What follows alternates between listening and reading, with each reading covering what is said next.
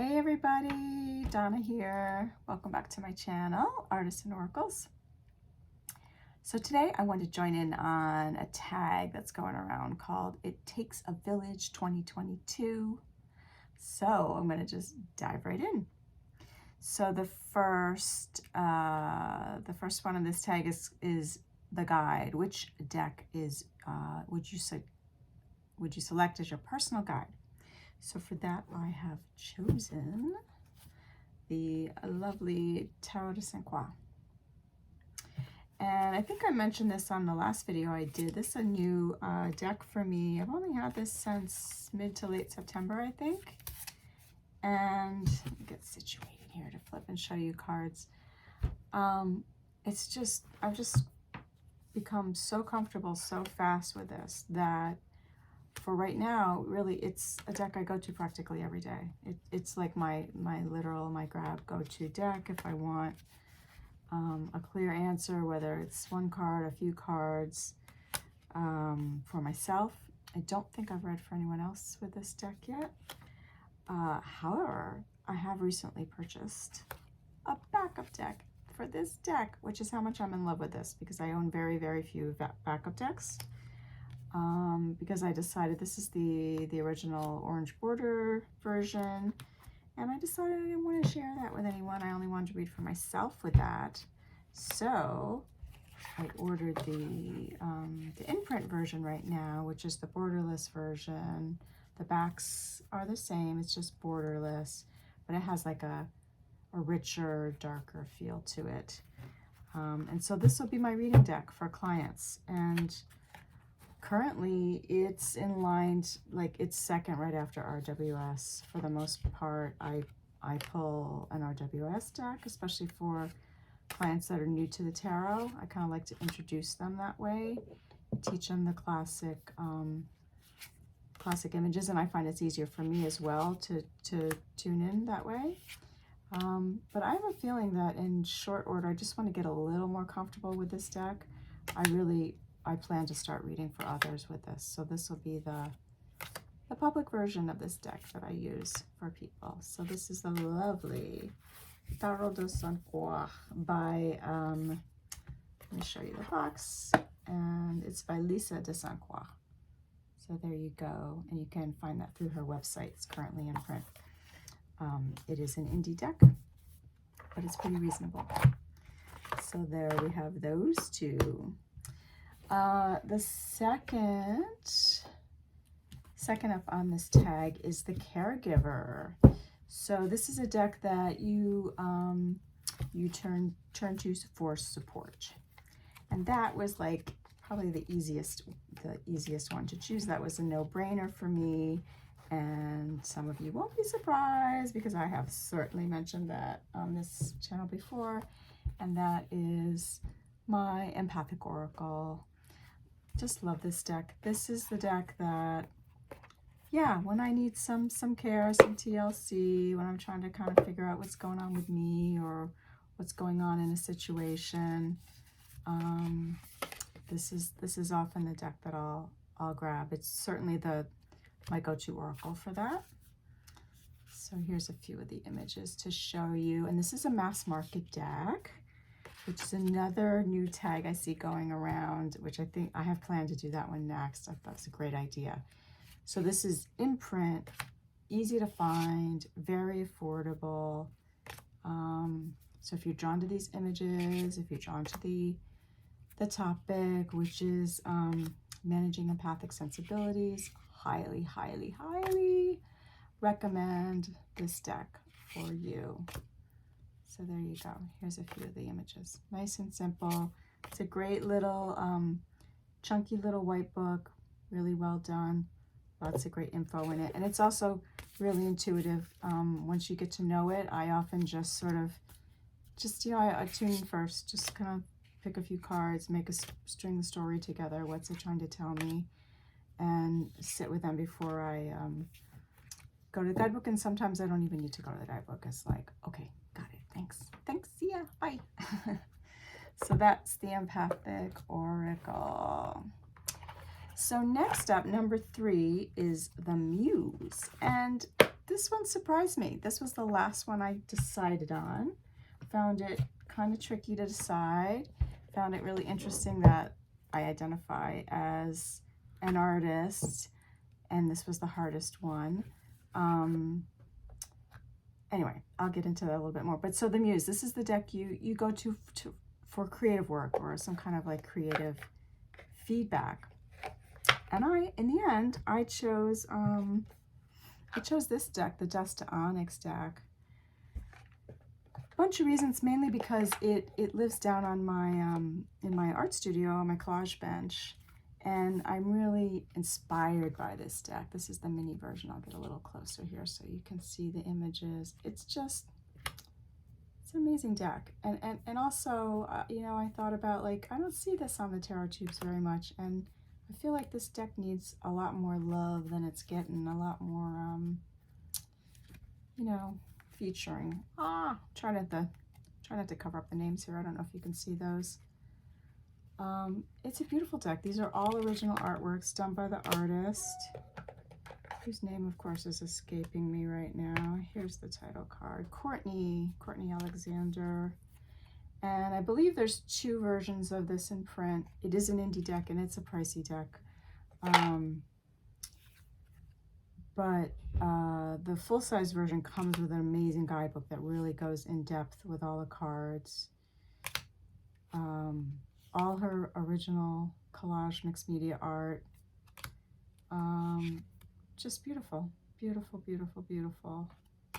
So for me, this is a really inspiring Muse deck, and I'll be working, doing my own stuff, and sometimes I don't really read with it much. I'm not sure what it is, but I love the art. You know, I kind of work with it in a different way, and so I take it out for inspiration, and we're still kind of getting to know each other.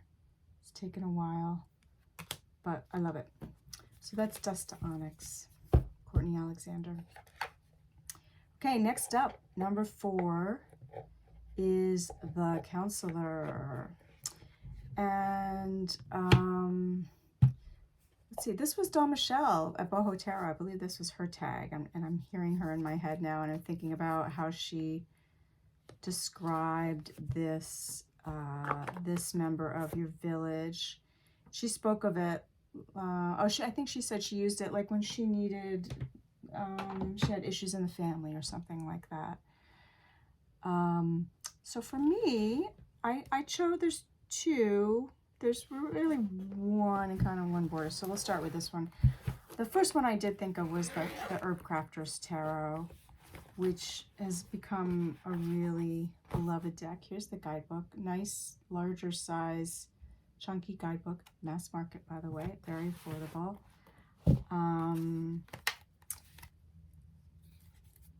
What was I saying?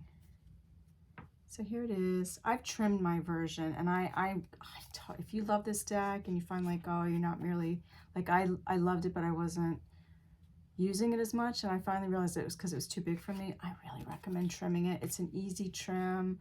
I did it by hand with scissors. You just take the white borders off the back, etched it in brown, which I really, really love. It's got like even richer earthy feeling now.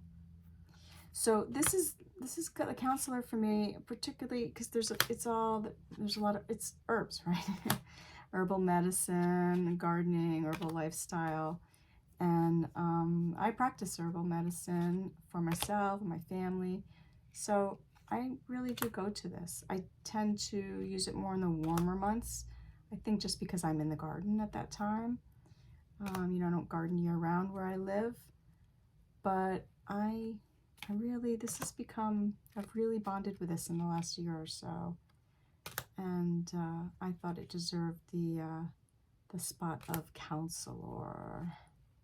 So the Herbcrafters Tarot, and this is by Letitia Guthrie, and the artwork is by Joanna Powell Colbert, who not a lot of people know and love because she's done other decks. So the Herbcrafters.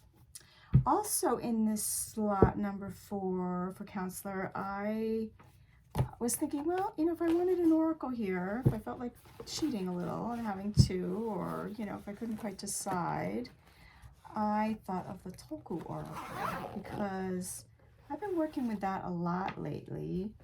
I've been tucking in, going to, you know, using it last thing at night. This is an indie oracle.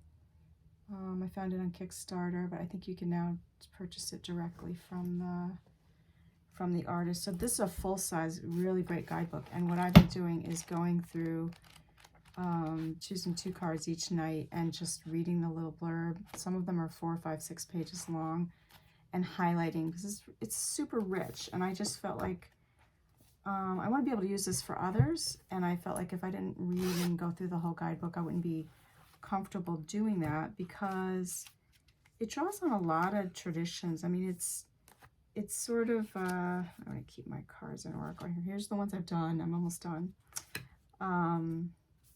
Yeah, I'll flip through these. You know, it's great for yogi types, people who've studied Buddhism. Also, there's Hinduism in here. There's a lot of gods, goddesses. It's kind of got everything. There's some mythological beings. There's all the elements, all the chakras. It's just great. But I love it's digital collage art. But I just particularly really resonate with the color palette and the artwork and the content. So I love everything about it. And after I had made my list for this tag last night, I was like, what about the Tulku Oracle? And you know, I didn't think of it because it wasn't here with my other decks. It was living in the bedroom right now. So I decided to tuck it in here. So it's kind of an honorable mention, I guess. But it would be a hard choice between these two for Counselor at number 4. So there's the Tulku. Okay, next up. Number 5 is the Priestess or Mystic. And this is a deck that you use for spiritual work. I guess that, you know, like for most of us, the work we do with all our decks is spiritual. So a way to look at this would be, you know, for, I guess, really deep spiritual work would be how I would classify this.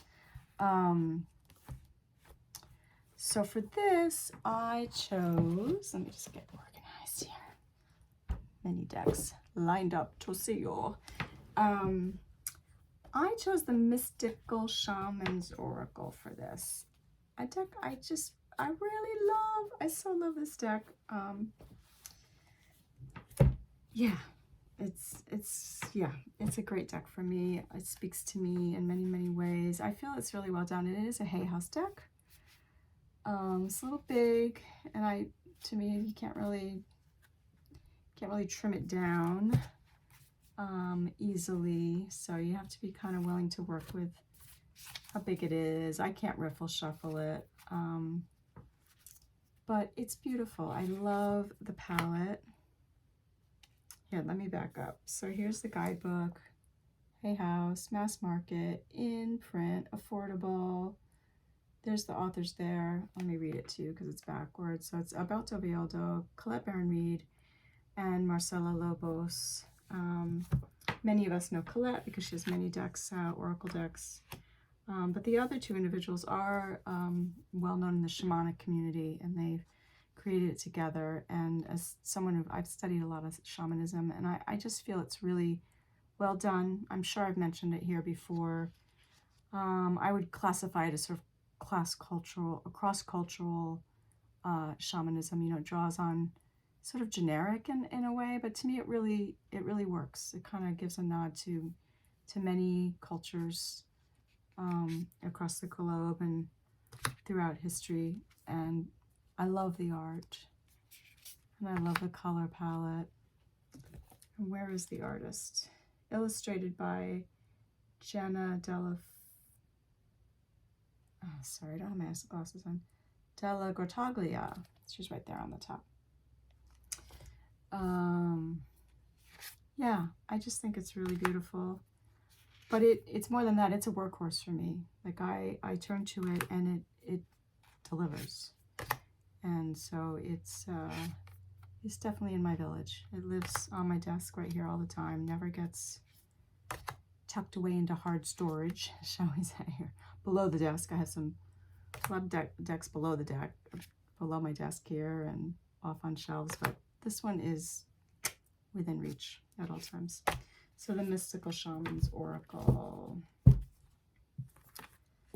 Okay, next up is number 6, the Elder, deck that you turn to for sage advice. And Dawn Michelle kind of described this as, to her, it's sort of the salty grandma, you know, that's gonna like tell you like it is, like, oh honey, you know what, don't, whatever, you know. I love that description of, like, you know, a deck that's lived, that has a lot of wisdom and knowledge and can just call it right on the nose, you know, and give it to you straight.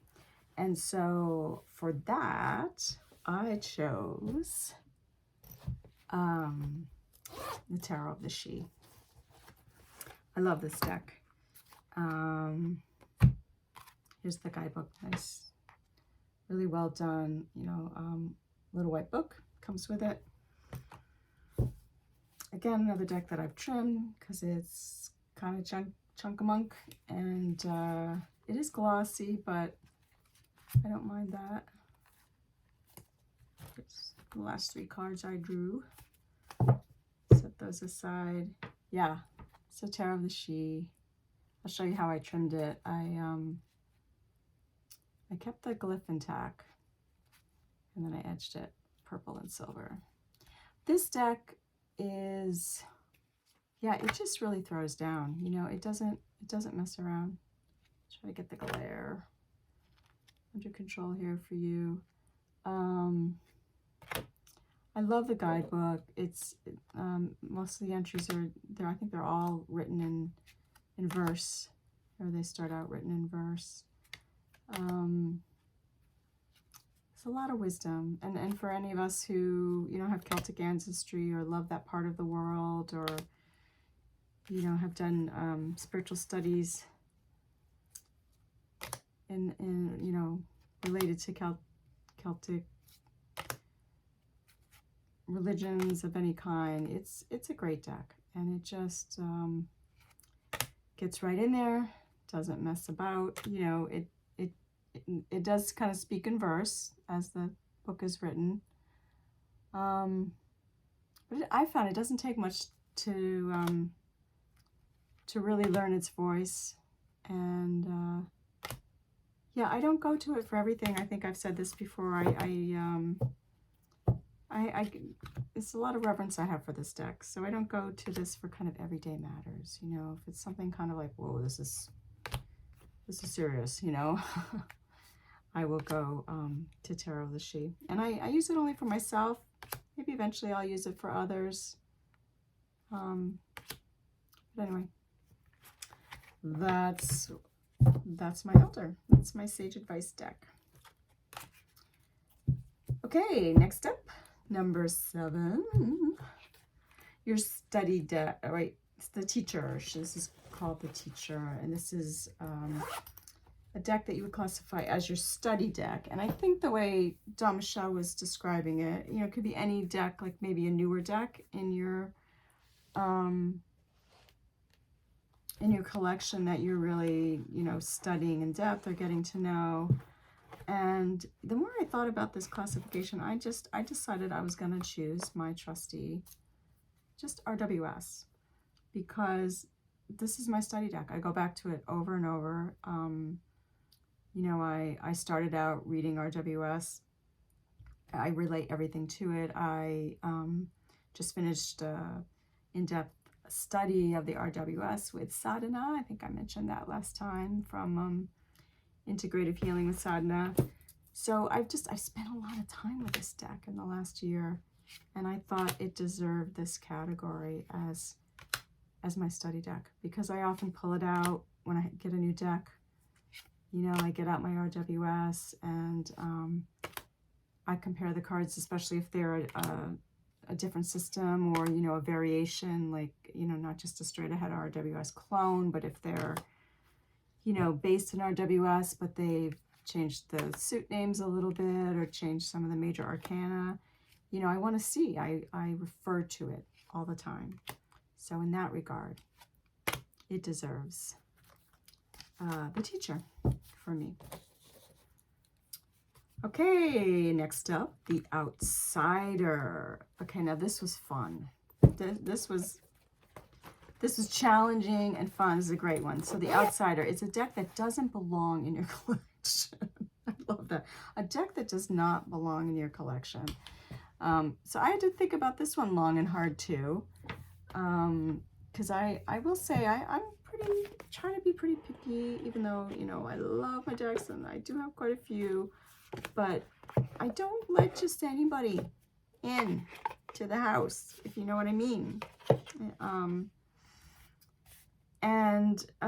But here's what I chose. The Hush Tarot.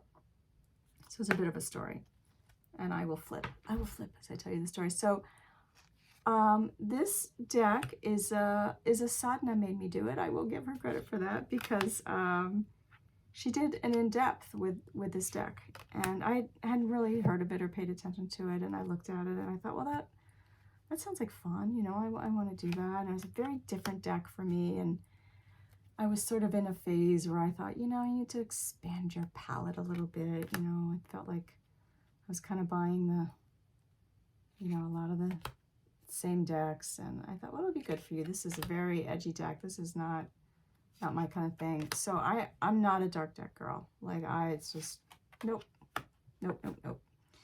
And my feeling on that is there's plenty of darkness on the planet right now, and yeah, humanity's just a little too obsessed with the darkness, and so that's not what I want in my Tarot and Oracle collection. But this deck intrigued me. A lot of birds in it, and I'm a big bird lover. Yeah, and it was just not easy to understand, and so again, I let it in. I ended up not being able to kind of keep up with the deep dive of this, and haven't gone back to rewatch them. So it is a deck that I'm sort of like, what am I doing? You know, I haven't put it into the purgatory box yet, but it's still on the shelves with others. But it just, when I looked around, I was like, well, this is the one. I'm not quite sure. And I also wanted to say that recently Sorsha has been talking about this. Oh, now I'm blanking on Sorsha's channel. It's Sorsha something. Sorsha Rising. Anyway, I really love Sorsha's channel.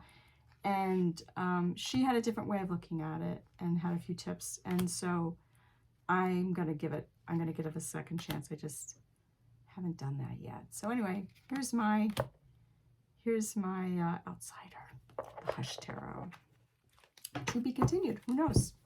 Maybe we will really we'll bond one of these days, and I'll have more to share on that.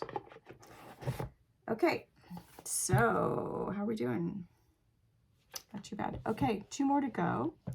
So next up, number 9 is the Stranger, a new deck to your village. Okay, I chose 2 for this. I think in the interest of time, I'll just show this one. So I chose the Pholarchos Tarot. Oh, and funnily enough, this is another one. Sadhana. Sadhana loves this deck, and I think she's planning to do, I don't think she's done yet, but she's planning to do a deep dive with this. And I looked at it and loved the artwork, and so I thought it'd be fun to have it and start to get acquainted with it. So I've had it at least 3-4 months now.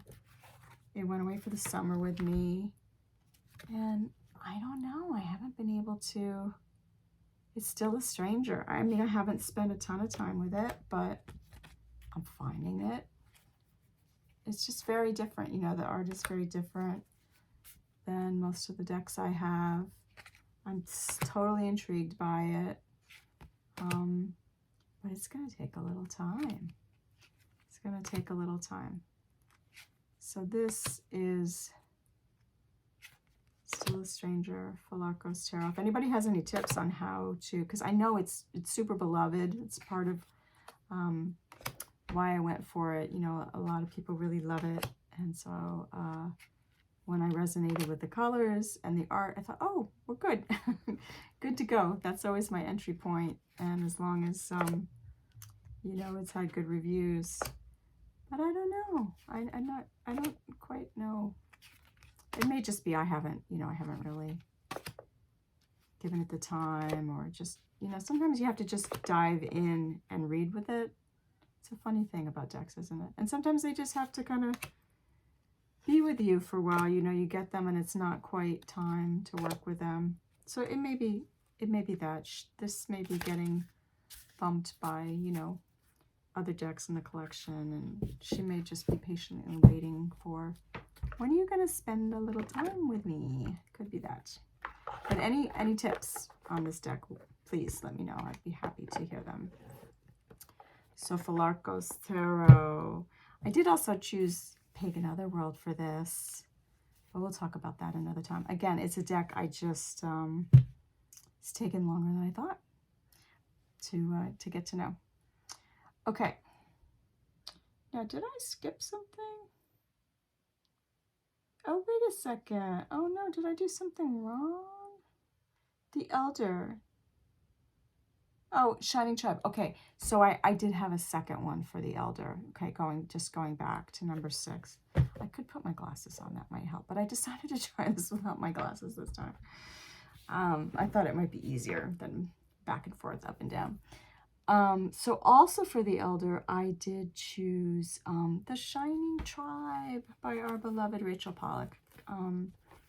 I so love this deck, and this is another one I keep saying, oh, it's taken a while, but I'm really getting there now with this one. And here, let me pull the book.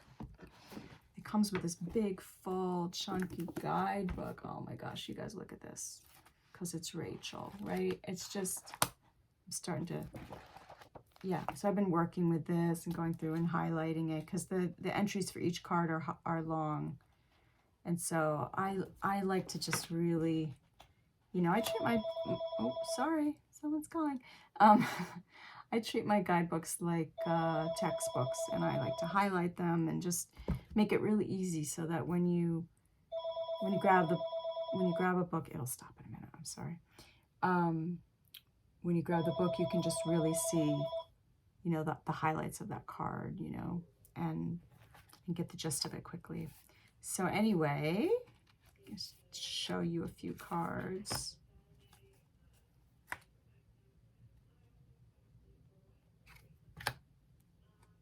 Okay, I'm gonna pause. Somebody's calling. Hey, okay, I'm back. Sorry, forgot to take the landline out of the room before filming. So I was talking about the Shining Tribe and showing you a few cards. Yeah, so I couldn't choose for the Elder. These are like neck and neck. Shining Tribe and Tarot of the She. Love the guidebook for this. I adore the art, Rachel's art on this. So just the colors is so indigenous. Oh, I love it. Love the size. It's a nice small, like standard tarot size. I think it might even be a little smaller than standard tarot, so it fits my hand great. Yeah, it's a great deck. So there's one more there. Okay, second Elder deck. And now I do believe we are back to the last entry. And I don't know if this is officially, I think this might be an add-on, number 10. I think somebody else added this on. But The Witch. I don't think Dawn did this one, but I thought it was a fun one to do. So who's the witch in your tarot tool basket, in your tarot village? And for me, it is for sure Tarot of the Crone. This is such a beautiful, powerful deck.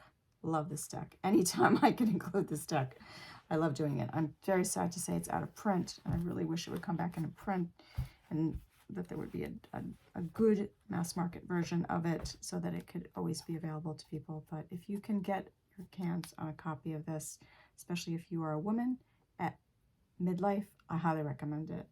It's Tarot of the Crone. It's a great guidebook. It's very concise, well written. The entries are also written in verse. If you like tarot poetry, highly recommend. The images are bold and simple. I love this, the plain black backs. I've done nothing to it. I haven't even edged it. It's just so perfect the way it is. Very strong voice, very ancient, wise, feminine voice. It's a very powerful deck. Tarot of the Crone. So there you have it. This is my village for 2022. Really fun tag. Thank you so much, Don Michelle, for starting this. Might be fun to do this yearly, right? And see how we all change and grow, or if we do. So that's it. Thanks for joining me, guys. I'll see you next time. Take good care.